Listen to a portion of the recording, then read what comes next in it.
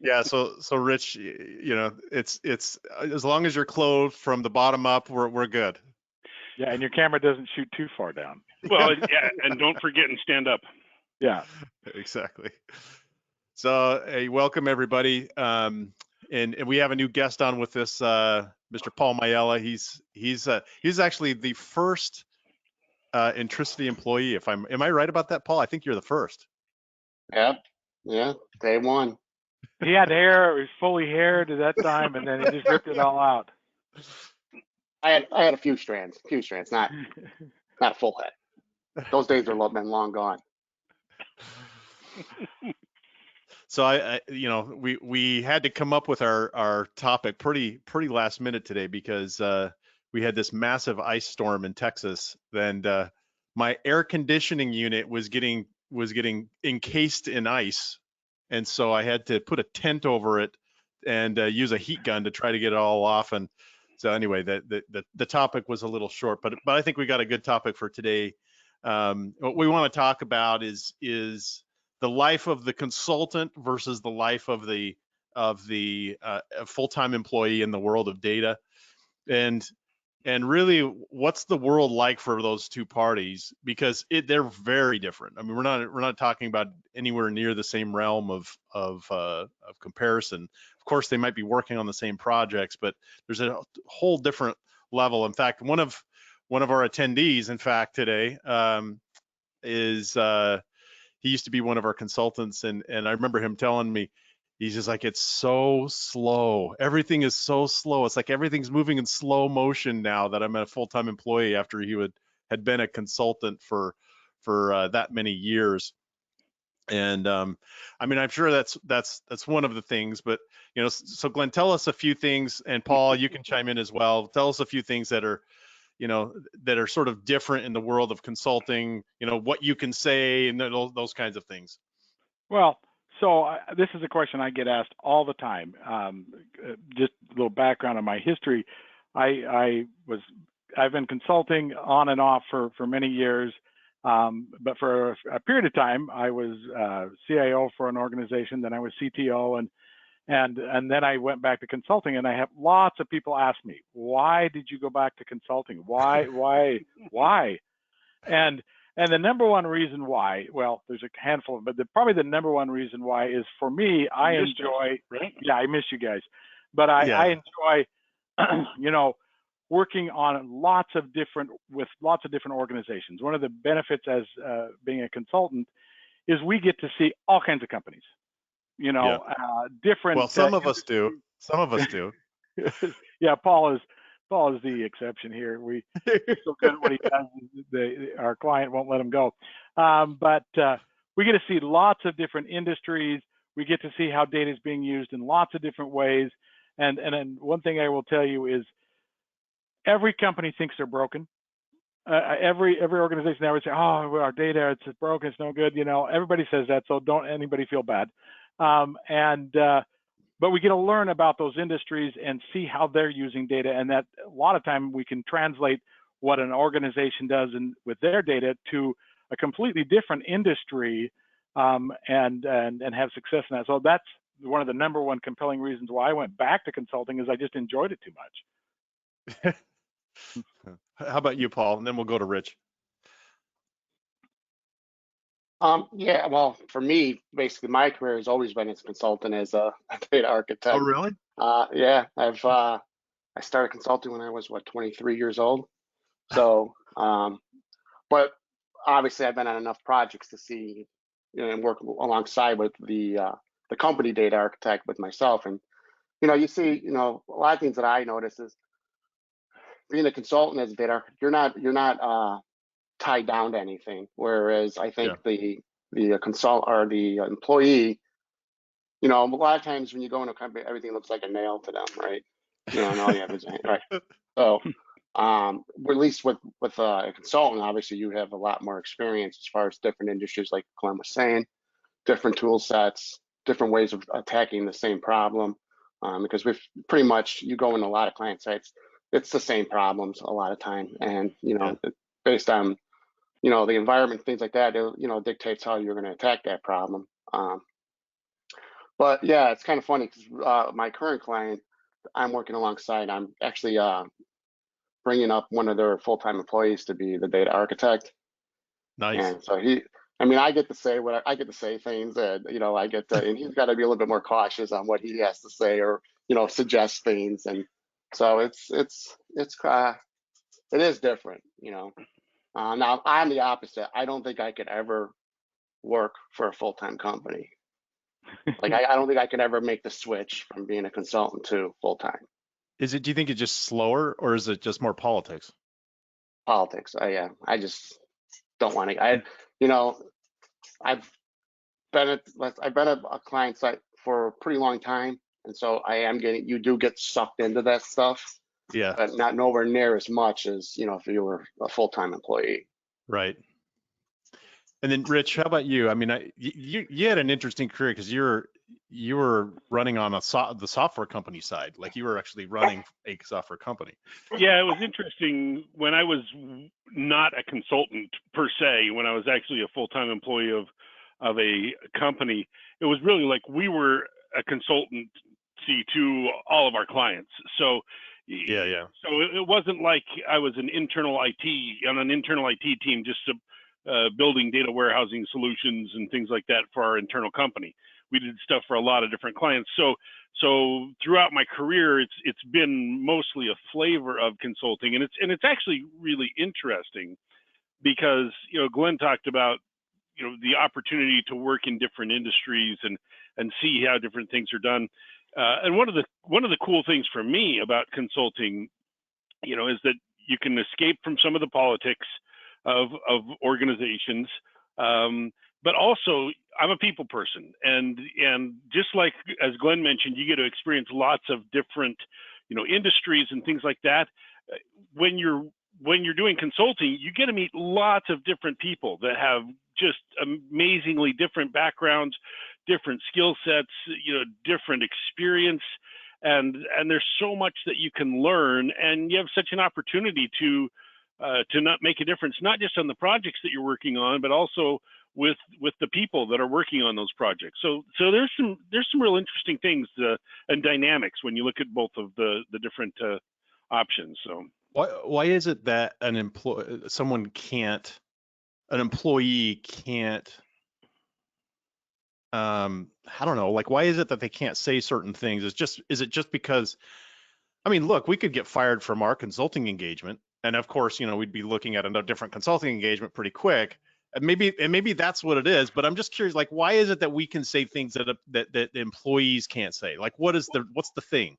Well, I think that in some companies, maybe the employees have a little bit more freedom to say some things, but the real difference is a lot of times if you're an organization, you bring in a consulting firm to help you with the project, right? You're bringing that consulting firm in because they're experts. You know, they're known as the experts, and so the folks within that organization that have brought in this consulting firm, they're looking at. I mean, you bring in, you know, the lowest level consultant that you've got that is, you know, somebody we're just throwing some here, write this code for us, but Right. they come in with and the perception is that they're coming in with all of this experience, and so you listen to them, right? Somebody that's hired as a, you know, an entry-level developer at a company, you're dealing with part of it's that politics, right? You're dealing with this is where you're at, and you don't talk to, you know, and give advice to the manager that's three levels ahead of you,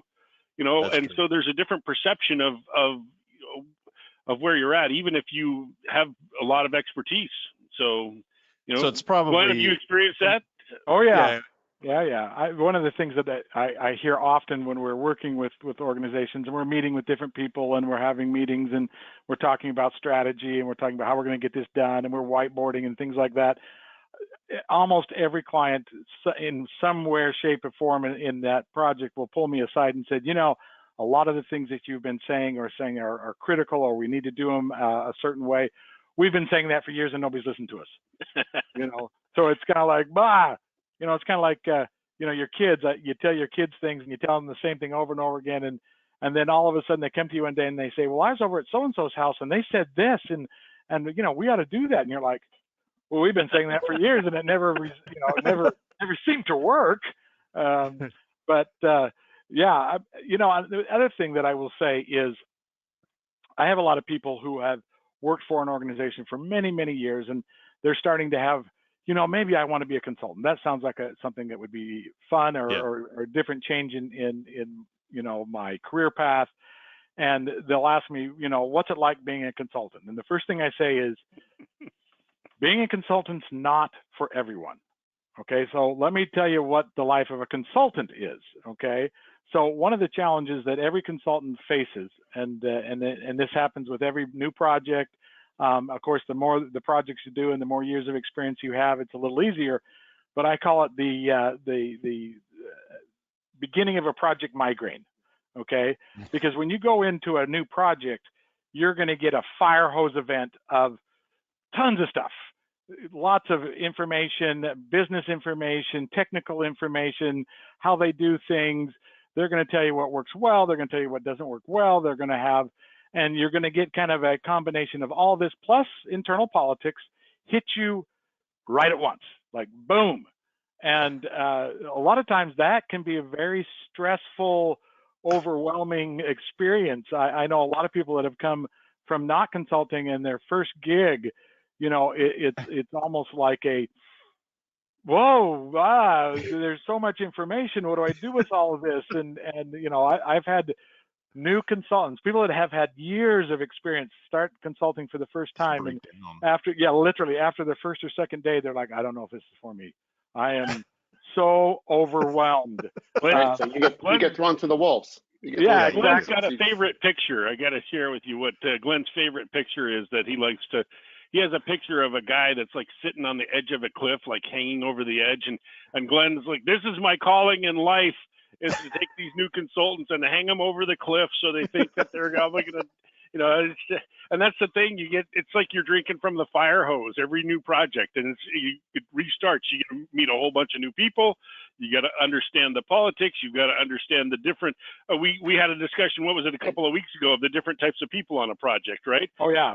Come in quickly and identify. All right, who's the blockers? Who's the champions? All of those types of things. All right, and then you got to learn, years of the data structure and the sins of the past and all of those things, and it's fire hose. And then plus you got to deal with people. What was already said to the client before you even walked in the door.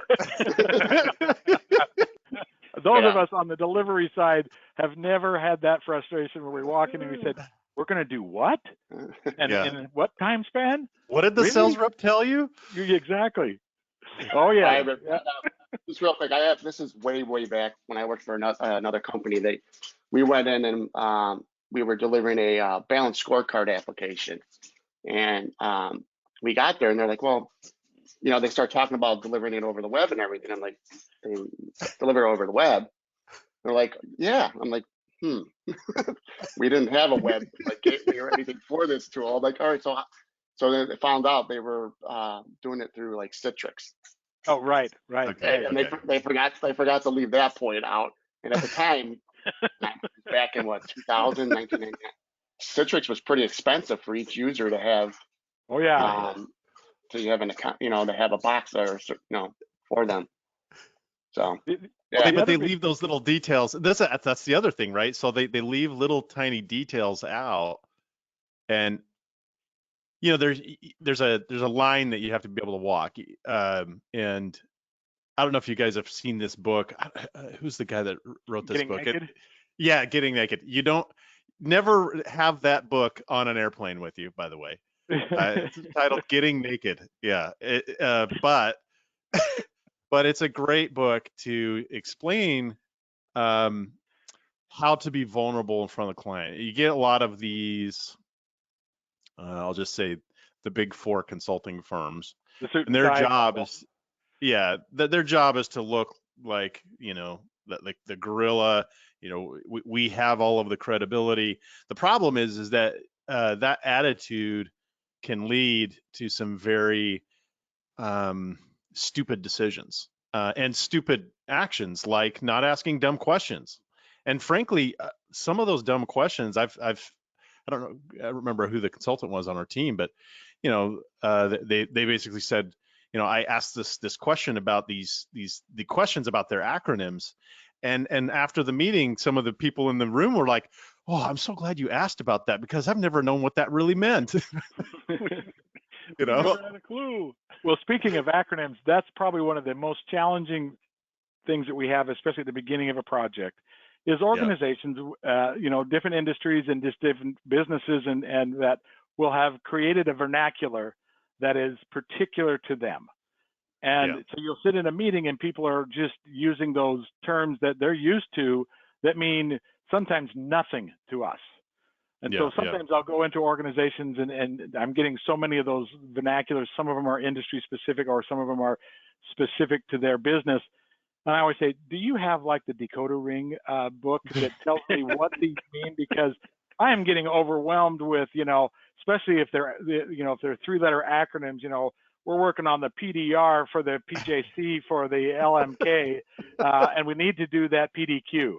You're like, darn quick. Yeah, and the challenge is that acronyms overlap. And so you'll hear an acronym that you're used to that means something to you, and you're like, what are you doing? What that you can't be using that for that, And so a lot of times asking the dumb questions is a skill that a consultant will have to learn, because sometimes it's a balance between you don't want to look completely foolish, And here's one thing that I always joke with people, as I say, as a consultant, we learn lots of technologies, we learn lots of industries, we learn lots of information. But like the more you do this, the more you realize you don't know everything. Yeah, and it's impossible. It's impossible. And so sometimes you'll walk in and they'll be throwing stuff at you and you're like, man, I'm catching, like, are we speaking English? Because I'm catching about every 5th thing going, what? And so sometimes I always tell new consultants or consultants that are struggling, I'll say, here's what you need to do. First, listen. Really listen to what they're saying. Listen to everything they say. Don't panic. That's the first thing I tell a consultant. Don't panic. Don't ever panic. You're okay. And people think this is no, there are panics. No, there are. Seen it. Like people are like, oh, I get calls, and people are like, I don't know. Believe me, I've had consultants in tears. I've had people having full-on panic attacks, and so they always have to tell people, all right, don't panic, relax. You're okay. Yeah. You're okay. You have the expertise. A lot of times we get people that have incredible depth of expertise. Yeah. But in a consulting thing, you get, especially those first week or 2 weeks on a big project, you just get so much information. And so you have to listen. I always say, just listen, and let it absorb. You'll be amazed at how all of a sudden, yes, you get that initial panic attack because you just don't know what everything they're saying is and what that means, and is that in something that's important or not. Listen, and all of a sudden it goes from to, oh, I know this, I know that, I know what we're doing here, I get it. Yes, you've explained it a different way. You become comfortable. I would tell them. Go ahead, Paul. I would just say, I used to, it's like, you don't have to have the answer in that meeting right? Yeah. Listen to what they say. Don't tell them no. Make sure you understand what they want to do, but eventually we're going to get to the answer, and sometimes I think they feel like you're on the spot and go to the expert. What's the answer? And it's like, well, I got to consume a lot of this stuff still, so you shouldn't have to say, this is it, without actually absorbing all the information and putting some thought into it. So, and I would think most clients would probably be okay with that, So you've been at a single client for a long time. I'm just curious, does the drink from the fire hose just totally go away at some point, or does it still feel like, because I realize you're going through multiple divisions of a company and you're doing new projects all the time. Right. So like, does it go away, or does the stress of that keep going? Well, I might be different. I mean, I shed that stress a long time ago, I don't get worked up about it. I'm like, all right. You know, you're going to get over. You know, they're going to overwhelm you with everything in the beginning, regardless Yeah. if you've been here for 2 years or 12 years. You know, But so it's just the man. And then you kind of like, all right, well, if you get down to it, all right, well, yeah, there's a lot of information, but then if you start, putting them in, categorizing it, it's really not a lot. mhm. Something like if you're like in the BI world and all somebody says, well, we need these 100 reports. Well, then when you actually look at those 100 reports, how many of those 100 reports are the same report, but they're looking at it slightly different or, Different Yeah, yeah. filter, different. filtering Yeah. it different, right? Yeah. So, it's Well, just, sorry, you just gotta, take it, like Glenn said, you gotta listen and then, at some point you gotta have an answer, and that's what you're there for. and I Yeah. think that Jared, your question, does the drinking from the fire hose stop? I don't think that it stops. I think you become better at drinking from the fire hose, so it doesn't impact you as much, right? My wife and I both grew up out in the West, and we once we started having kids, we had this crazy idea that it would be really cool to start moving across the country to different places, and we first moved to the New York City area. And so here we'd grown up in the West. Now we'd been in San Francisco a bit, but so here we are. We've been there for like 2 weeks, and my wife's father is coming out to visit, and he's flying into JFK. And so we've got to drive from Jersey to JFK to pick him up, and this is the days before GPS on your phone. Oh And man. so we've been driving in New York Was it City Yahoo for like Maps? we didn't even have that. We've been driving there for like 2 hours, and finally, my wife keeps saying, "Stop and ask somebody directions." Stop and ask somebody directions. I finally find a gas station. Turns out it's in Brooklyn somewhere, right? And so I go out and I ask directions, and how do you get to JFK? Oh, that's real easy. You take the BQE to the LIE to the Cross Bronx, and then you get over to the Van Wyck and head down, and you're there. And so I get back in the car, and my wife says, "Did you get directions?" And I said, "Yes." And she said, "Where do we go?" I said, "I have no idea." And now driving in New York, it hasn't changed since then, but I've been there for so long that now I can It's drink still, from that yeah, fire hose you can deal with no the stress problem. of it. I can Right. be anywhere in the city, and you can tell me, all right, you need to go here, and there's no stress. There's a little frustration with traffic sometimes, not so much in the COVID world, but it's just you become used to that, right? And so, like Glenn said, it takes a certain kind of person to really thrive and be successful, because some people can't deal with that. So I'm talking to a biased group here, but are there advantages to being an employee? Oh yeah. So let's talk about them. I mean, is it just what? So as an employee, a consultant life can be very stressful, especially if we're on multiple projects. And with COVID, we haven't been traveling as much, but you throw travel on top of that, and you're living out of a hotel. I mean, a typical consultant that's been around the block a few times, they have platinum status on about everything. Lifetime platinum, Lifetime platinum, Have I spent multiple years in hotels? Yes, I have. Is it difficult to travel with your kids? Yes, because they don't know how to travel. Do you want to have a airport made for business travel and another for vacation travel? Yes, absolutely. And so it's a different life in the sense that you don't have the consistency that a normal job has, whether you go to work or you work from home. There is a lot of peace and consistency in working for a single organization, and you sometimes get to the depth of things. A lot of times as consultants, we're there to get them, either on the right path or to jumpstart them, or to kind of get a project on its way, or to fix a project that maybe has gone off the tracks a little bit, and then we move on. We go to something else. As an employee, you get to keep that and live that and grow it out and mature it and maintain it, and very deep. I'm very deep with it, and there is a having that consistency is, for many people, that it's very important.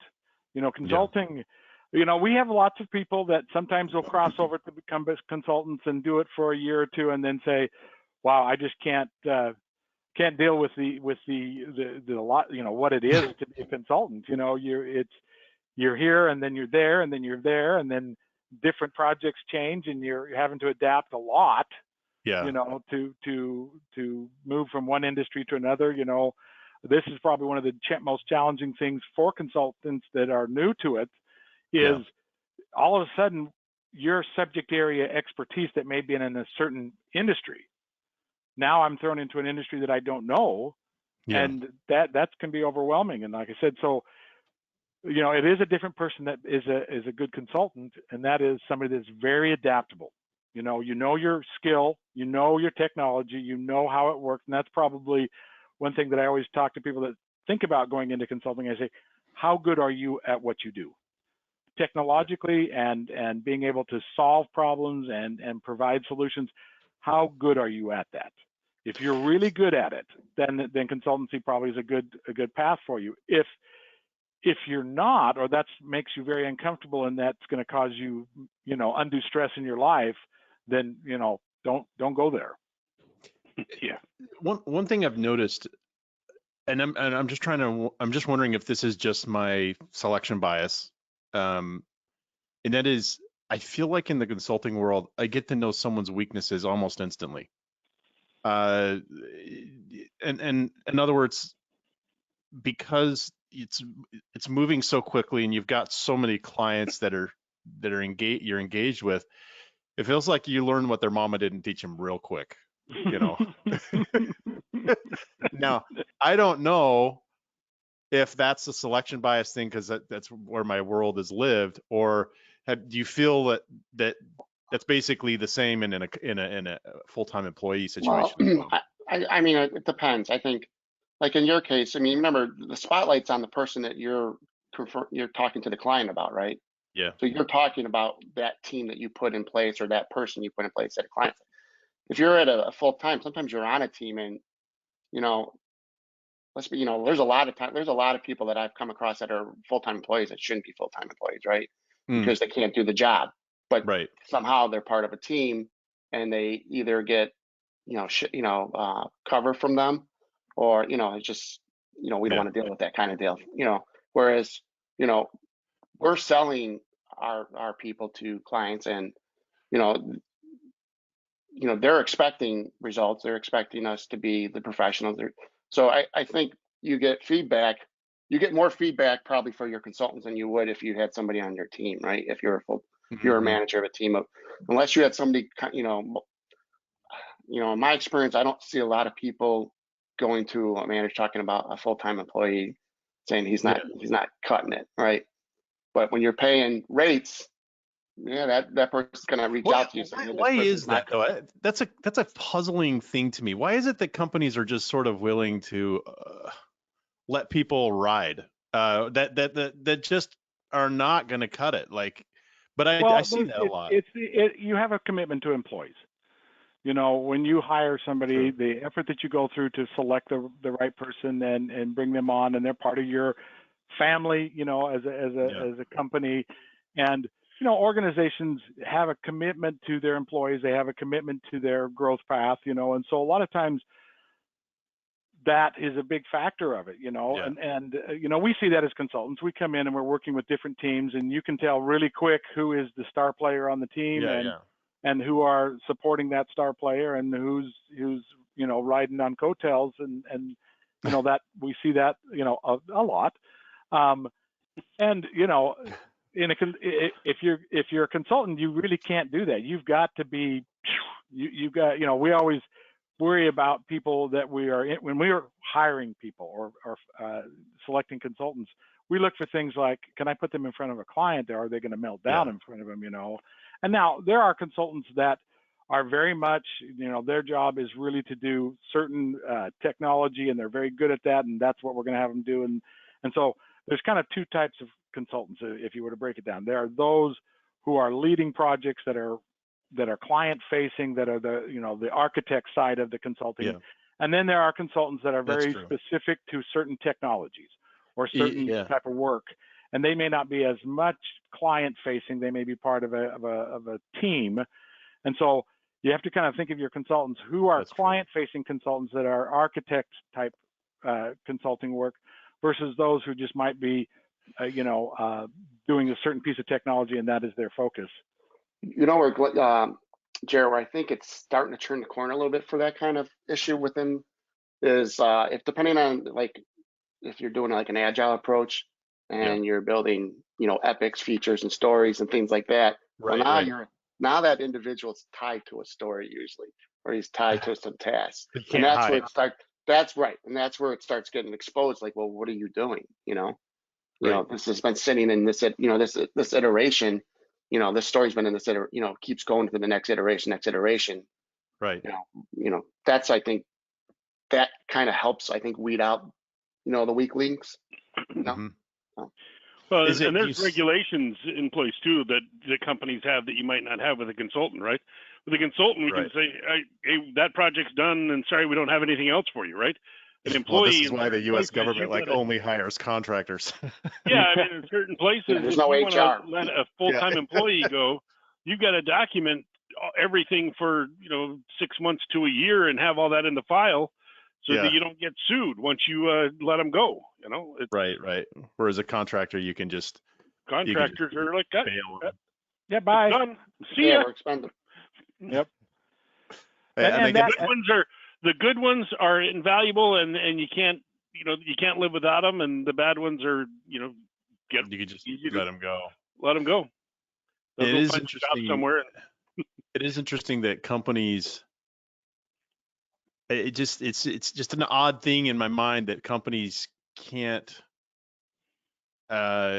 control their own employees to that is one of the main reasons why they have to have a consultant, is because they. And look, I mean, I'm not trying to say that corporations should be bad to people. I mean, we need to have corporations that are engaging with their employees and training them and doing those kinds of things. But it does seem a little odd to me, and maybe it's just how I was brought up. It's like, you have to do this job, you get it done. Yeah. Well, and I mean, to be fair too, I mean, obviously there's many amazingly talented people that are working for organizations that are not in the consulting world, and that's one of the joys of consulting, is that we get to go into these different projects and these different organizations, and we get to have these meetings where we're talking to folks and they're really smart, and you get to have these back and forth, and everybody's, you really get to move these projects along, and you learn new words and new acronyms. There's all kinds of cool things that happen from that. So it's not like we're not frowning or looking down on that. Yeah. One of the things that I think I've been successful at clients is, when I go there, yes, I'm the consultant. Yes, I'm, they look at, oh, you're the consultant, but I always get myself in the mix with the team. Right? Yeah. So whether I'm, I'll do things like, one client, I used to take the team out. We used to do trivia night at some, restaurant bar. We used to do that every week. Yeah. I take you guys to lunch. I always try to. I would sit at lunch with everybody. I would, and I would talk about, all kinds of stuff, and not just work related. Yeah. And I think if you feel like that, especially if you're part of the team, like, I'll have people on from the company going to bat for me on things too sometimes. Yeah. When there's a disagreement on way of doing things. And so I think if, I never put myself out there like, oh, I'm this, this higher being that comes in and it's going to solve all your problems. I always try to make sure that I always get, Oh no. And we've seen consultants that do that. I mean, there are people out there that come in like Moses coming down with the commandments to a company, and they just look like jerks. I mean, they just totally look like jerks.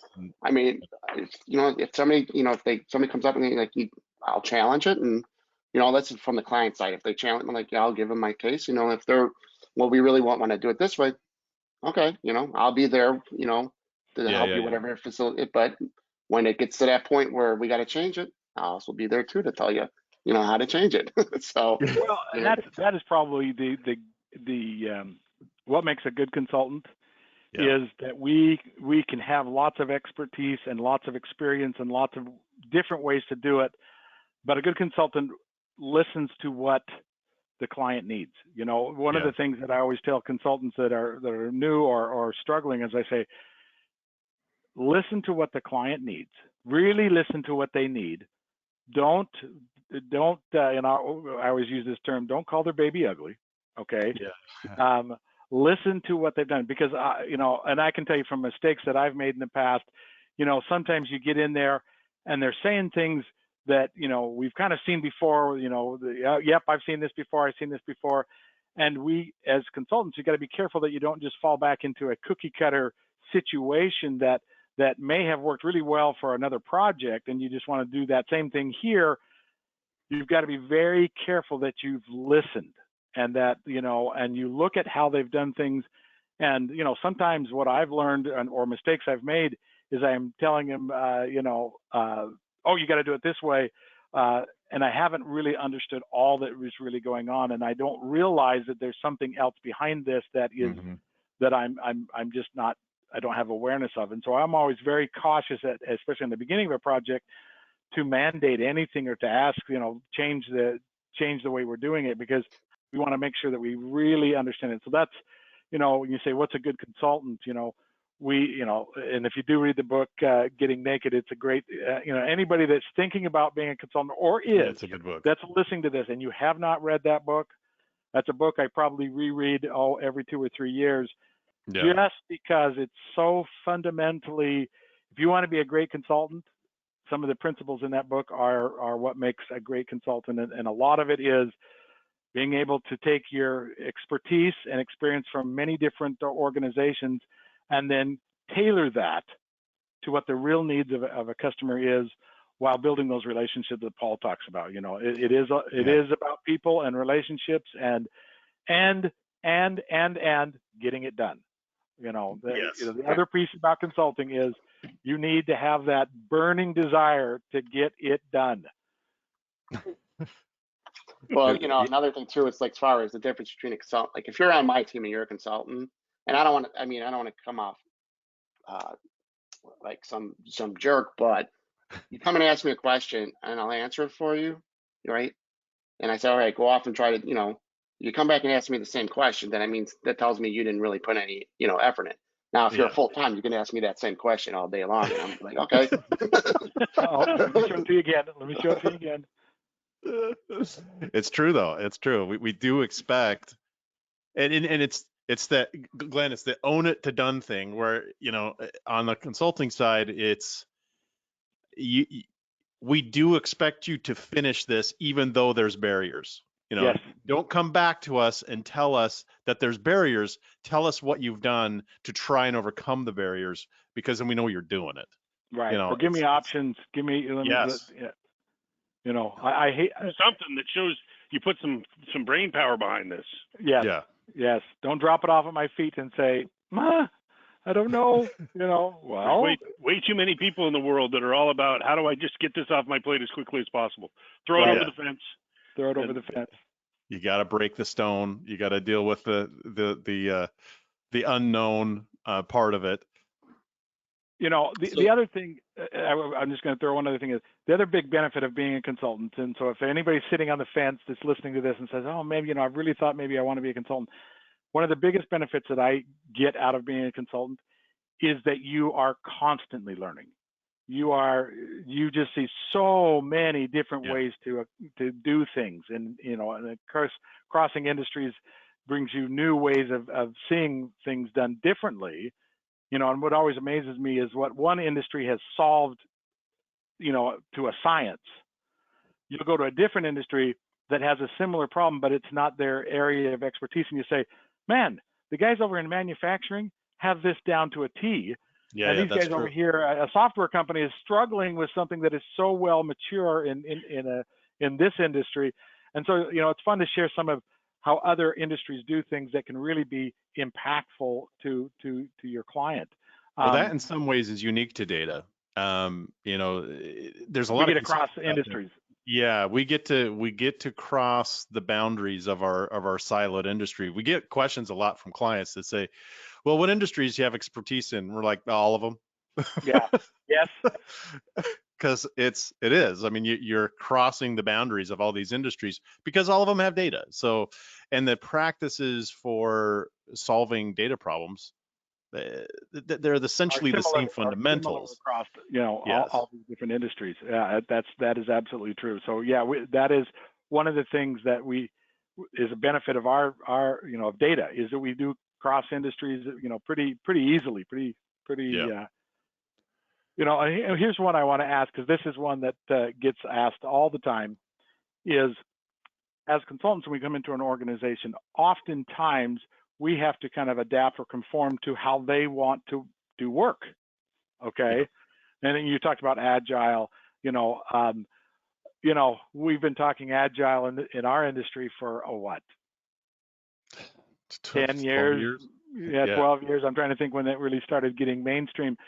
But I've been to, I don't know, lots of, I can't even begin to formulate a count here, but I've seen agile done different in every organization. And so everybody does it a little bit differently. What it means, I've seen it from super duper official, and it is, it is a religion.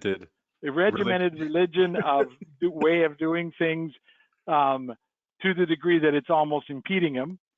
I've seen other organizations that use it by name only, and yeah, we do agile. So, and you start asking agile type questions, and they look at you like, what? What do you mean? What's that?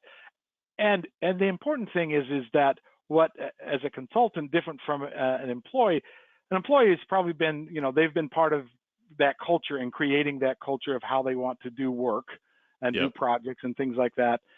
And as a consultant, we often are brought in to fit into that, but we're also being asked, how do we do it better? And so that's always a very tricky thing to adapt to. And I just like to hear what everybody else's thoughts on that are. It's just, because sometimes this is a common thing that happens. We'll go in and then we're going to do agile, or we're going to do this approach to things.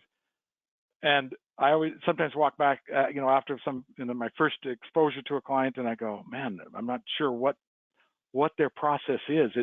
They're using words, but maybe that's not the process. So I just like to hear from the other road warriors.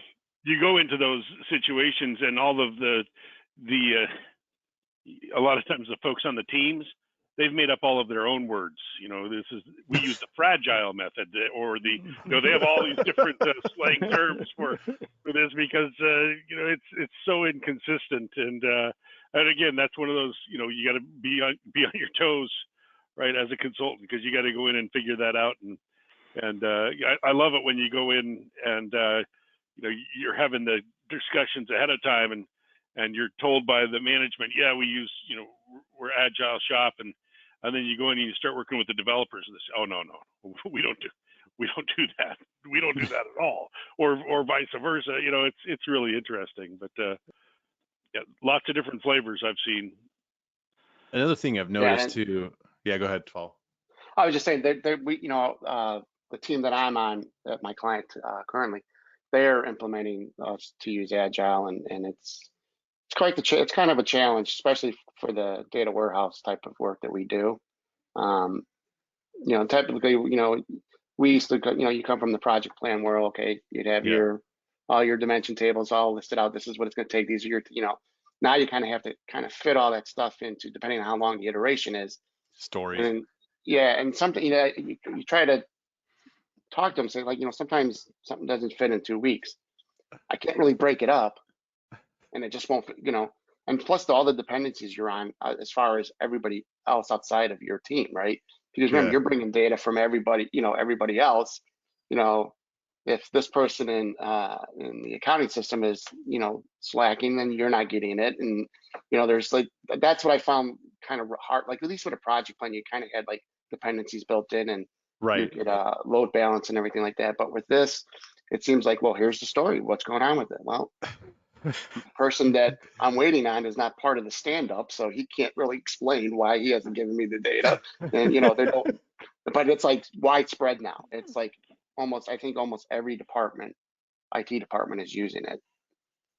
Well, and do people, Is it really rigid in the situation you're in, where it's just if you can't fit it within the 2-week window, then it's Well, yeah, no, they're obviously things get pushed into the next iteration and things like that, but right? I mean, I don't want to get into the topic of agile, but Yeah. I sometimes have a little problem with agile because I don't think sometimes you think of the whole picture when you're doing that stuff, you know.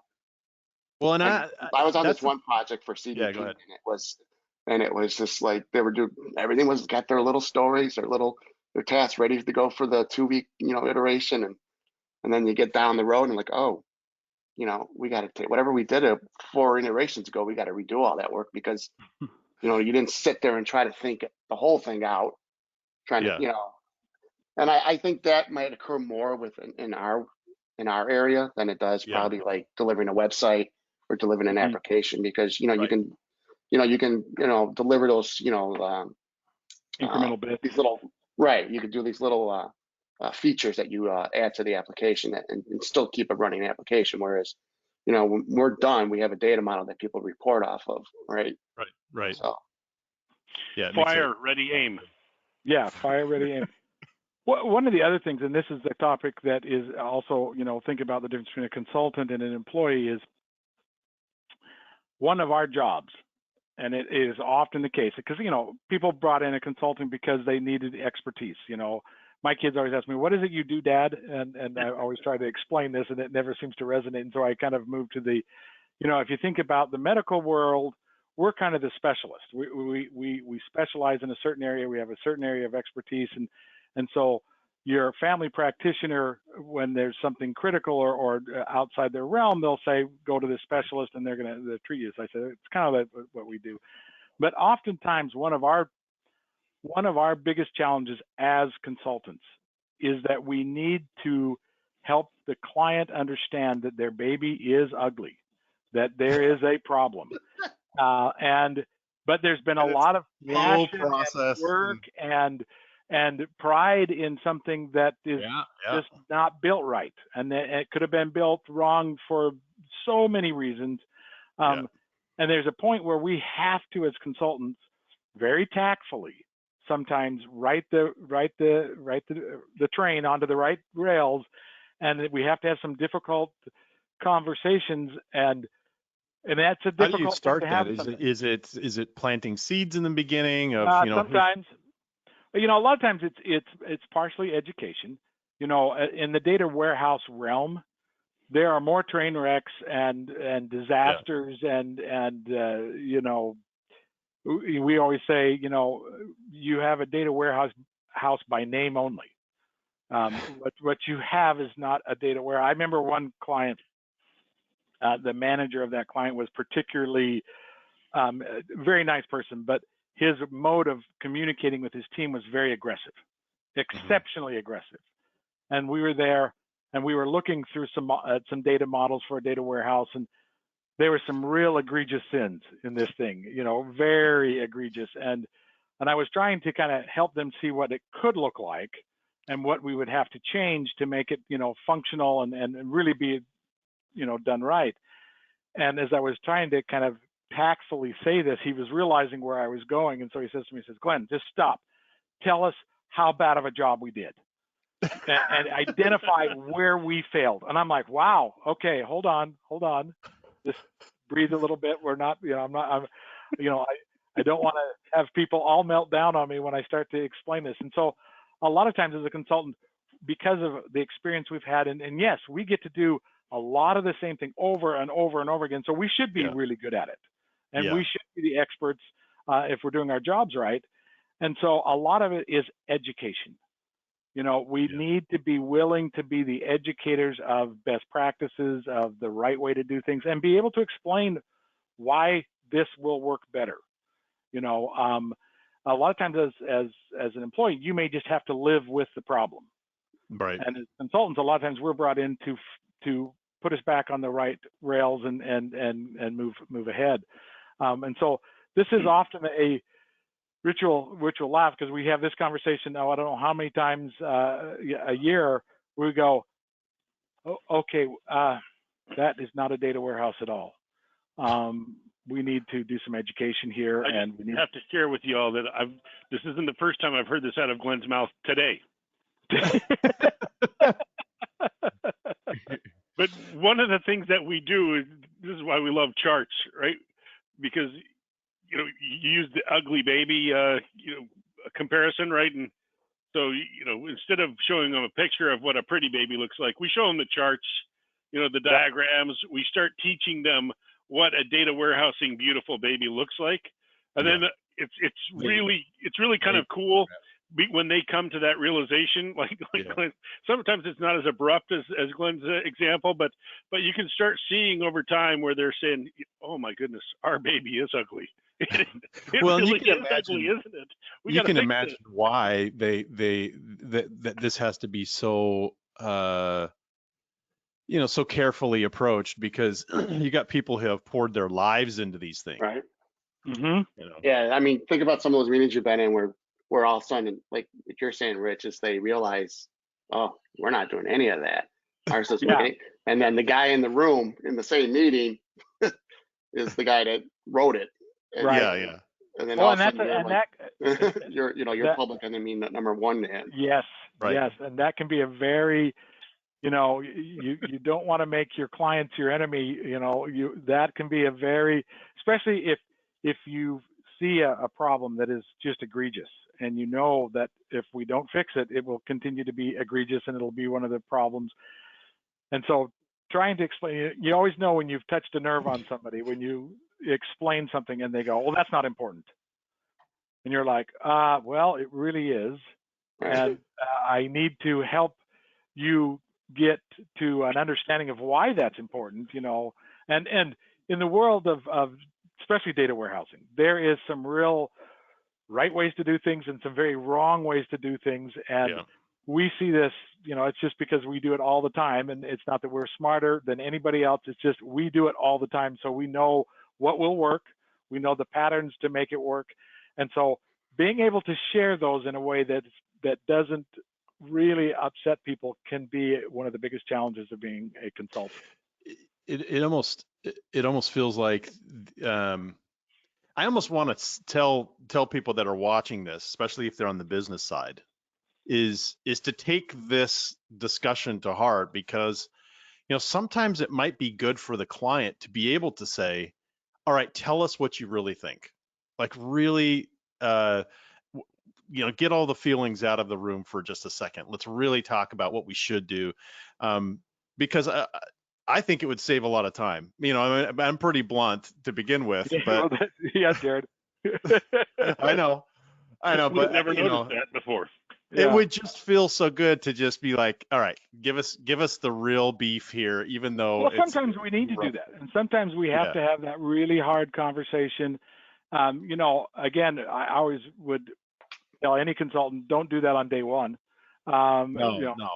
They have to get some trust. It's like Paul said, you got taking these people out to a dinner and connecting with the team. You have to build a relationship of trust, of course. Right.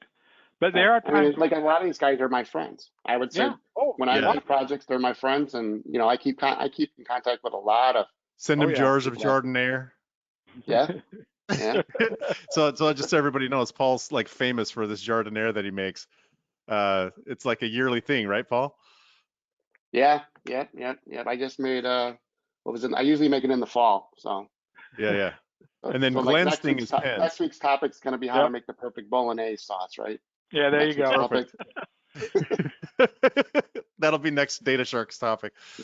Glenn's thing is a pen, and it's pretty cool. Like, so he uses a lathe and like cuts his own pens and stuff.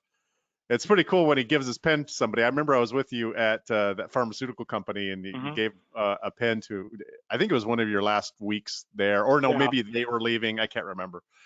But you gave them a pen. They're like, "You made this?" It was like such a moment, So yeah, you do get these relationships. He's holding them up, yeah. So again, consulting is like I said, it's not for everybody, but it is, at least for me, it is the most fulfilling work I can do, because you get to work with so many different people. You get to learn so many things, And even though we're in a focused area, because data traverses everybody, So many data, industries. everybody needs data, and everybody can benefit from data. It is just, I love it. Yeah. I have one of those jobs where I love the work I do. I love it. I get up every day and I'm excited about it. Passionate about it. I'm passionate Stressed about it. Yeah. And it's great. And sometimes my family says, you ought to just go work for a company. I said, I don't know that I could do that ever again, because it is slower. You're very focused on a just your world. Politics and and politics aside, we are fast paced. If you work for a consulting company, especially in the data area where you are traversing industries and whatnot, man, it is fast paced. It is, it's running shoe time. So that is our Data Sharks for this week, and we'll catch you all next week. I'm gonna post this on our YouTube channel. Paul, thanks for joining us. It was really great to have you. Yeah, good to have you, Paul. Yeah, and Rich and Glenn, always great to have you on. So, folks, we'll catch you all later, and thank you so much. Have an excellent day. Bye, everyone. Thanks, everyone. Bye. Bye.